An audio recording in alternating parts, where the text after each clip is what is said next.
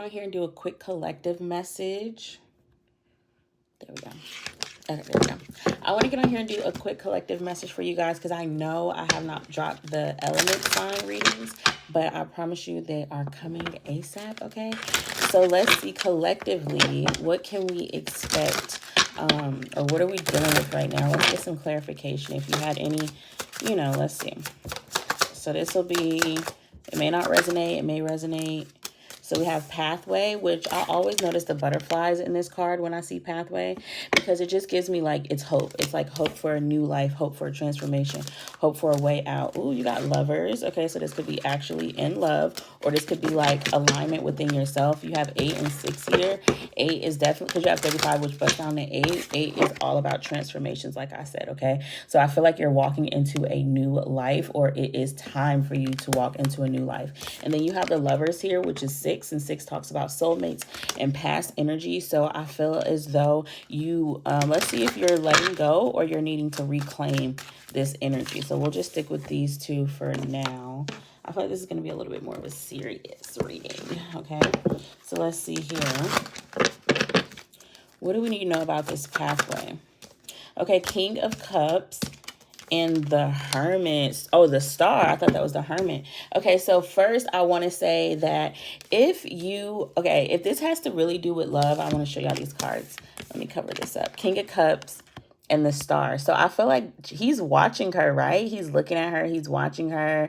He's admiring her. And I love the flamingo in this because the flamingo is only pink because of what they eat, right? And that's what makes them so beautiful. So I always think like you are what you eat when I see this card. So as the Star, you are going to be what you intake, So if you're a star, you have to treat yourself to good water, good food, good energy, okay? And also, if you notice, her headband is pink, matching the flamingo. So you won't be able to really like tap into that third eye if you're not in tune to what your body is needing, because obviously we've known a flamingo to be pink since the beginning of time. So that is their innate color. So it would be wrong for them not to eat what they're supposed to eat and not be pink, right? So for you to apply that, you have to be who you are, even when you think no one's watching, just to like reclaim like yourself. So if you've been feeling out of whack, there is a way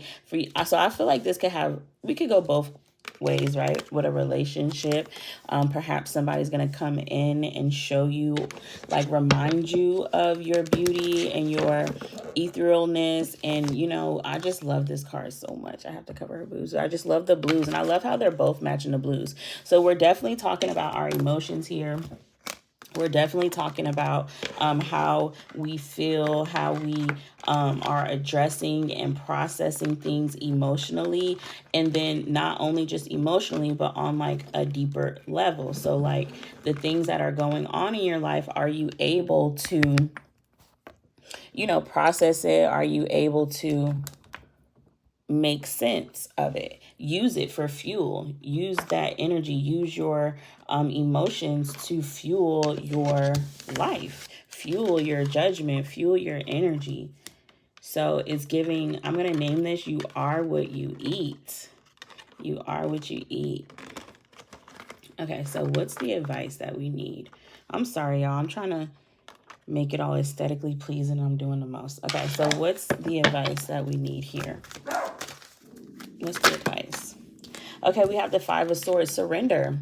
Surrender, surrender, surrender, okay? Maybe like your way is not working. Maybe what you thought you should be doing is just not how. Maybe you shouldn't be doing anything. Maybe you have tried all the different ways that you know how to make something work, and you've just kind of realized that you have to allow divine to come in and help you and get your messages. Okay, but I feel like too with the 5 of Swords here in this deck, normally the 5 of Swords talks about like being spiteful and things like that. But I feel like with this one, it's more like just kind of maybe you're wallowing too in your no man's land. Like you know what you're doing isn't working, or it's only working so much, and then like you kind of like, in this card, this gives like somebody like making a whole painting and then ripping it up. And it's like you didn't hurt anybody but yourself. You know what I'm saying? Or like you go work out and then you come home, you look in the mirror and you're like, oh, I still hate it. And it's like you're not hurting anyone but yourself. You're ruining your own growth, because there is flowers, you know, coming out of this no man's land, this desert. But it's like, you're like, it's not good enough. But it's like, well, look at the environment that you're allowing it to grow in. So I think this is a lot with the Hangman coming out too, a self-reflection, healing the body, healing the mind, healing the soul right now as a collective. We really have to create our own environment, because it's just not going to be done for us. We have to put ourselves in an atmosphere, I'm trying to think of another word other than environment, because I feel like I'm, you know, like repeating myself saying the same thing, but like genuinely, like you can't flourish. Crops aren't going to grow in places that they're not supposed to grow, or during seasons that they're not supposed to grow in. So it's like you can't expect yourself to be able to expand, and you can't expect your manifestations to come through. Magician here, right? You have all the foresight in the world. You know what you're supposed to have in life, but you're looking for it in all the wrong places, okay? You're looking for it in the wrong place, or you're expecting too much in places that can, like, I'm just really sitting here like, this makes sense. The flowers don't make sense. And then even the little bit of flowers that are able to grow here, you put your swords in them. You talking crap about them. They're not good enough. They're not big enough, you know? So what's the advice? How can we change this energy as a collective? Hey, y'all, real quick. Okay, I wanted to tell you about a raffle that I'm having. It is to win a all-inclusive reading, which is astrology, tarot, and oracle for 60 minutes. So you get your astrology chart read, and then you can ask any tarot questions, and I'll use the oracle and the tarot cards to answer them. Okay, that's going to be $5 to my Cash App or PayPal. You're going to put raffle in the subject box, and that is going to enter you into the raffle to win that reading. We'll go from April 2nd to April 13th. Okay, and on April 13th, I'll put everybody's names in a wheel of names on Google. We'll spin it and we'll see who wins the reading. How can we change this energy as a collective? Square, stop fighting it. Stop fighting, stop resisting the change. Stop resisting tapping into those deep, dark fears. What are your fears about changing? Why do you hold on to the life that you have even though you don't want it? You know, what's your fear around that? Third house, get more mental, more logical. Behavioral, I was going to say behavioral therapy, but like really you have to go back to conditioning yourself in a way like where it's a reward system. You have to reconvince your body that this new way of living, this new way of life is going to be the best for you. So read books on it, watch videos on it, educate yourself, get more information. Knowledge really is power. And then you'll be able to tap back into yourself and tap back in. Look, 6th house, Virgo energy, healing your body. This is what we've been talking about this whole time. So as a collective, we have to eat better. We have to think better. We have to move, like literally your thoughts, your behaviors affect your emotions. Your emotions and thoughts affect your behaviors. It's a cycle. It's a triangle, okay? And when you perfect that, you get that perfect energy of, okay, I'm thinking these thoughts. Where are these thoughts coming from? Do I have to think these thoughts? Do I have to take these thoughts as being valid? Okay, how is that affecting my emotion? How is that making me feel emotionally? And then, okay, now what behavior do I want to do to respond to that? And vice versa. You got the 8th house here, transformation. And then look, you got Jupiter. You have really big blessings coming, but God's not going to give them to you, unfortunately. And I'm not saying that in a callous way at all, so believe me. But why would I give you a house in no man's land? You know what I'm saying? So you have to figure out what's a better environment for you. And I'm not necessarily saying you have to actually physically move, because I honestly don't think that's what it is. I think it's more so you have to decide how do you want to spend every day of your life, because your environment is what you make it, your bubble around you. Okay, what life are you living? What realm are you living in? What dimension are we living in collectively?